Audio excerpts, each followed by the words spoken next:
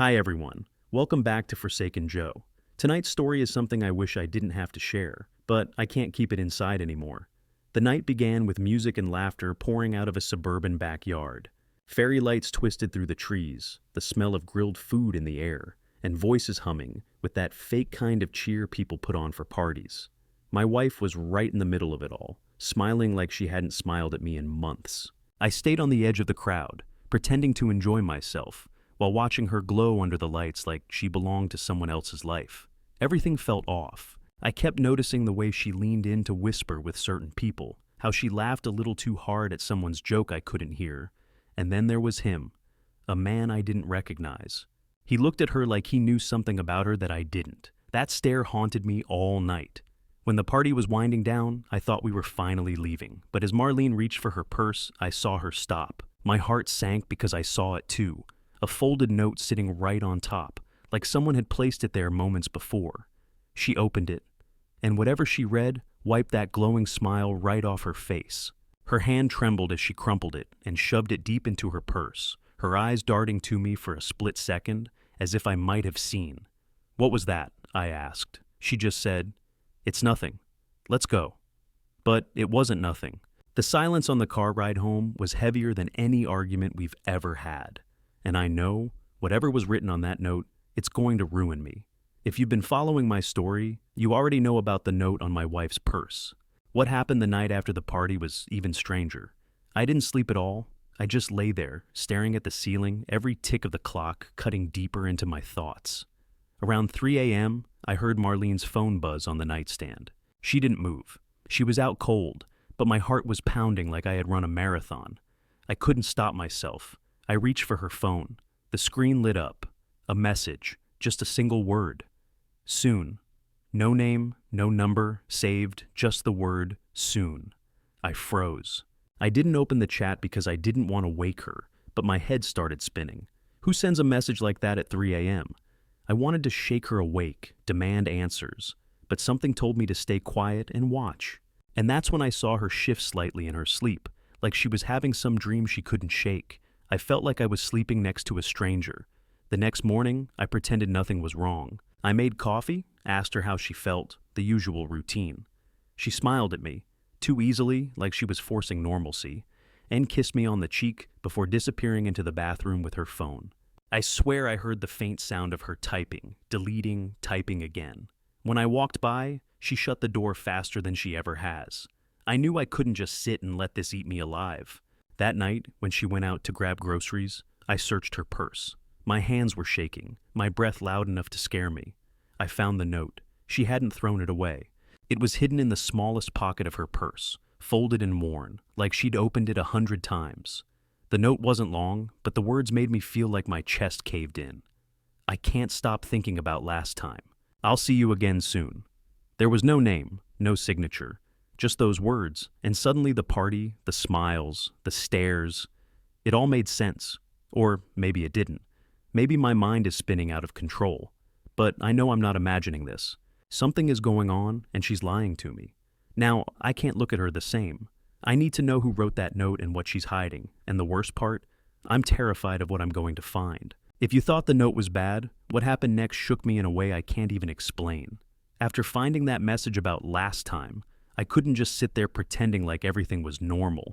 The thing about suspicion is that it grows fast, like a weed, twisting everything you thought was solid. Every smile she gave me, every innocent question, every casual, "I'll be back soon," sounded rehearsed. I started paying attention to every little thing she did, and that's when I caught the first real lie. 2 nights after the party, Marlene said she was going to meet Jen for dinner. Now, normally I wouldn't question that, because Jen's been her friend forever, but something in the way she said it felt too smooth, like she had practiced the line, so I did something I never thought I'd do. I followed her. I waited 5 minutes after she left, then grabbed my keys and drove out. I felt sick, like I was about to confirm something I didn't want to know. She didn't go to the restaurant she mentioned. I parked across the street, pretending to scroll on my phone, while I watched her pull into a small lot near an old coffee shop. And that's when I saw him, the same guy from the party. Leather jacket, beard, that smug look like he's always in control. She got out of her car, and the way they hugged, It wasn't just friendly. She didn't hug me like that anymore. I stayed in my car, gripping the steering wheel so hard my knuckles were white. They walked into the coffee shop together, and I sat there for 45 minutes, just watching the lights inside flicker against the window. Every minute felt like an hour. When she came out, she was smiling, looking at her phone like she had just gotten the best news of her life. I wanted to scream.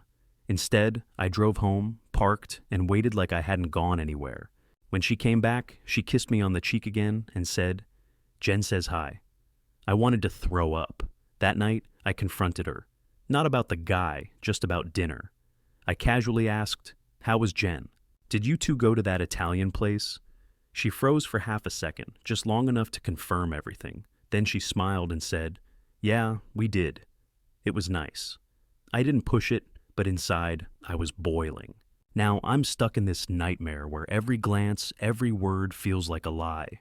I don't know who that man is, I don't know what last time meant, and I'm terrified that if I dig too deep, I'll find something I can't recover from.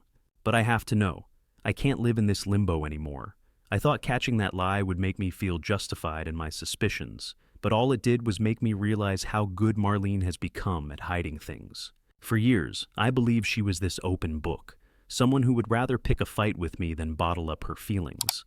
But after that night, I realized that every smile, every calm, "don't worry about it," had probably been a mask. And now I can't stop wondering, how long has she been wearing it?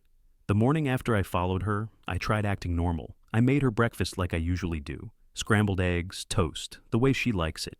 She sat at the table scrolling through her phone while I asked casual questions, trying to read her face. She looked up at me and said, "What's with all the questions? You're acting weird." I laughed it off, but inside, I was screaming. "You're the one acting weird, Marlene. You're the one who's lying." Later that day, while she was taking a shower, I did something I'm not proud of.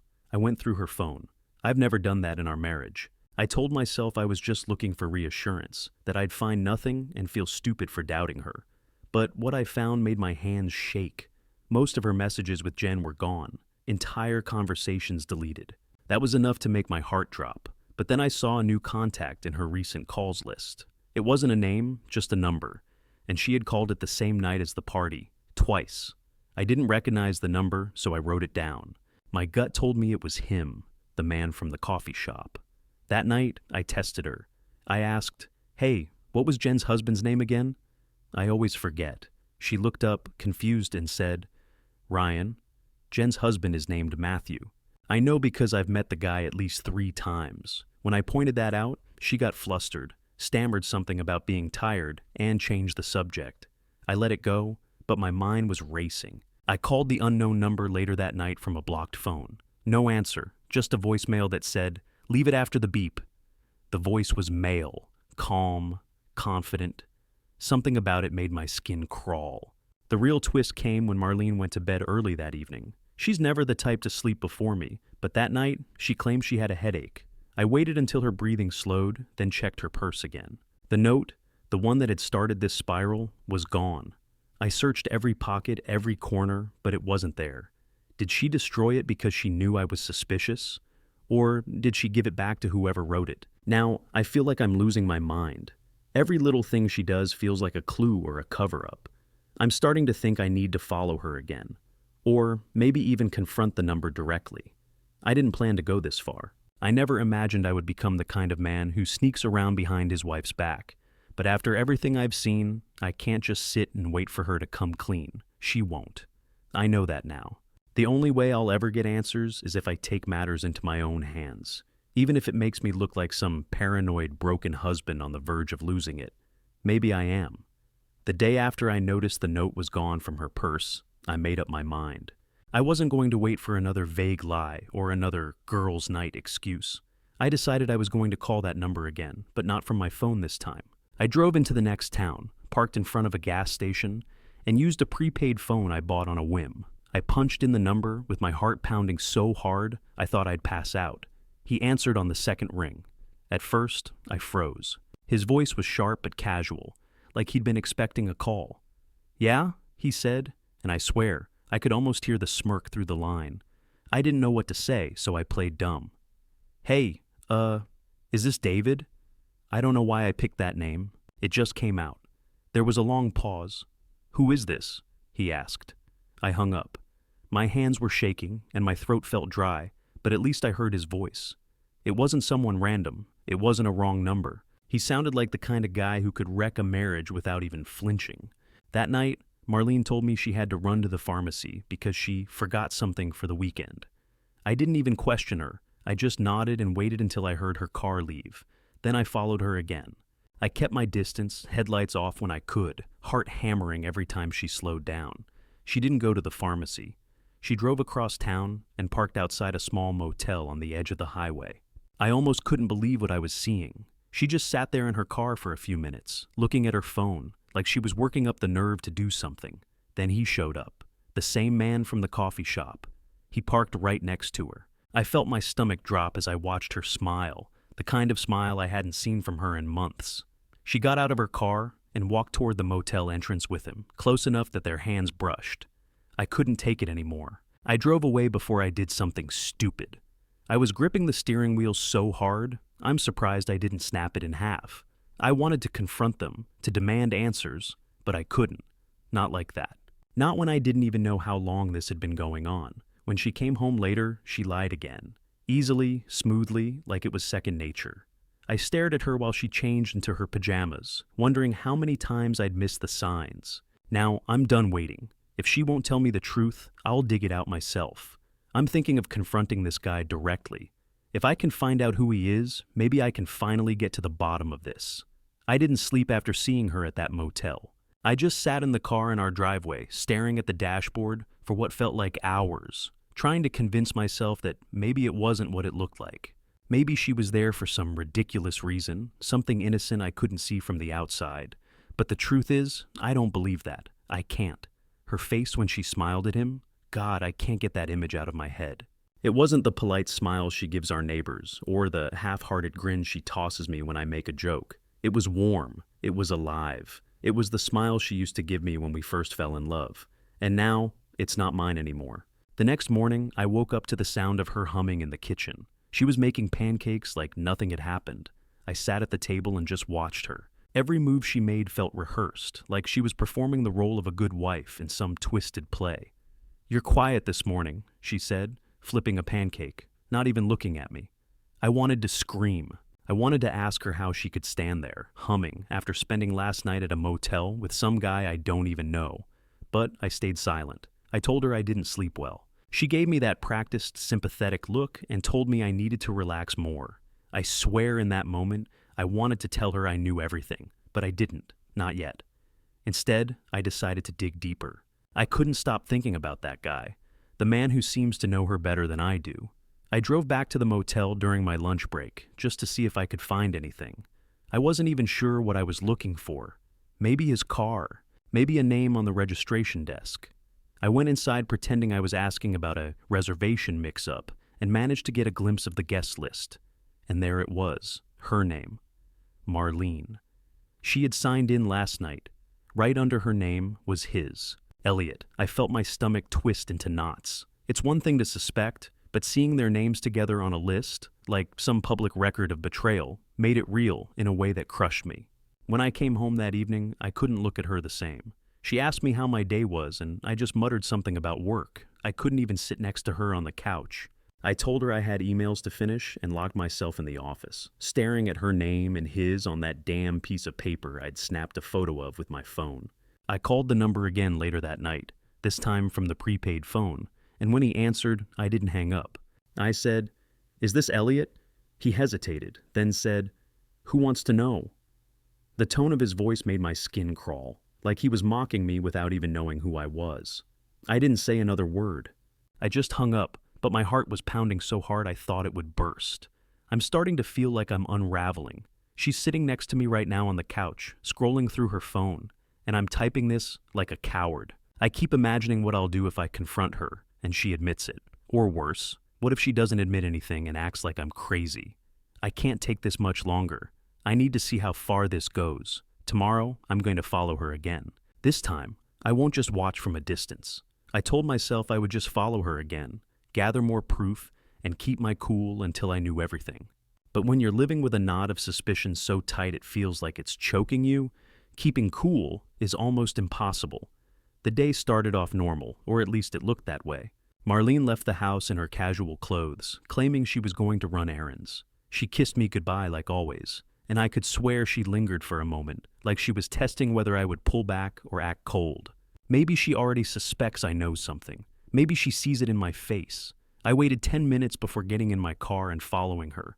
I don't know how I've become this man, this sad, creeping shadow trailing behind his own wife. It's humiliating, but it's worse not knowing. She didn't go to the grocery store or the pharmacy. She drove across town, past the quiet streets and into an area I barely recognized, to that same motel. My pulse was hammering as I parked 2 spaces behind hers. She was on her phone, smiling, and within minutes, Elliot's car pulled in next to hers. Watching them laugh as they walked toward the entrance made my blood boil. I didn't even think. I got out of the car and followed them inside. I wasn't even trying to be sneaky anymore. I don't know what I expected. Maybe to catch them off guard. Maybe to watch them freeze when they saw me. But the moment I stepped into that lobby, everything slowed down. They didn't notice me at first. Elliot was leaning close to her, whispering something that made her grin like I haven't seen in years. My chest felt tight, like I couldn't breathe. I started, my voice breaking, but she turned around too quickly. Her smile vanished when she saw me. "What are you doing here?" she asked, her voice trembling in a mix of anger and shock. I stared at her, and then at him. "I could ask you the same thing," I said, my voice louder than I intended. Everyone in that lobby turned to look. Elliot stepped between us, his tone calm but sharp. "You need to leave." That's when something inside me snapped. "Who the hell are you?" I demanded. "What is this? How long have you been doing this with my wife?" Marlene looked panicked, not guilty, panicked, like she wanted to stop me from saying something that could blow up the world around us. She grabbed my arm and dragged me outside before I could get an answer. Her hands were shaking as she whispered, "You don't understand. This isn't what you think it is." "Oh, it's not? You meet a guy at a motel and I'm just supposed to think you're, what, planning a surprise party for me?" My voice was shaking now too, but it was from rage. She didn't answer. She just looked at me, her eyes wide and filled with something I can't even name. Fear? Shame? Or maybe it was guilt and she was just too good at hiding it before. I left her there. I didn't even wait for an explanation. I drove home and sat in the car for over an hour, just gripping the steering wheel, replaying every word, every look. She came home late, didn't say a word, just went straight to the bedroom like nothing had happened. Now I'm sitting here, staring at the door, waiting for her to say something. Anything. I don't even know what's worse, that she's cheating, or that she's pretending like it's all in my head. Tomorrow, I'm going to find out who Elliot really is. I don't care if it destroys me. This is the final part of my story, and I promise you, what I discovered changed everything. Not just about my marriage, but about the way I see myself. I was ready for the worst. I was ready to hear that Marlene had been sneaking around with Elliot for months, that our marriage was over, that I had been a fool from the start. But the truth knocked the breath out of me in a completely different way. The day after our confrontation at the motel, I decided I couldn't take the silence anymore. I called Elliot. My voice was shaking when he answered, but I didn't care. "You and I need to talk," I said. "I don't care who you are. I want to know what's going on with my wife." He paused and then said, "You're her husband, aren't you? You have no idea, do you?" Before I could respond, he told me to meet him at a coffee shop downtown, alone. I almost didn't go. Part of me thought this was a trap, that I'd sit across from this guy and hear every detail I didn't want to know. But I went, because the not knowing was worse. When I walked in, Elliot was already there, calm, almost sympathetic. He wasn't who I thought he was. He wasn't some mysterious lover or the villain of my story.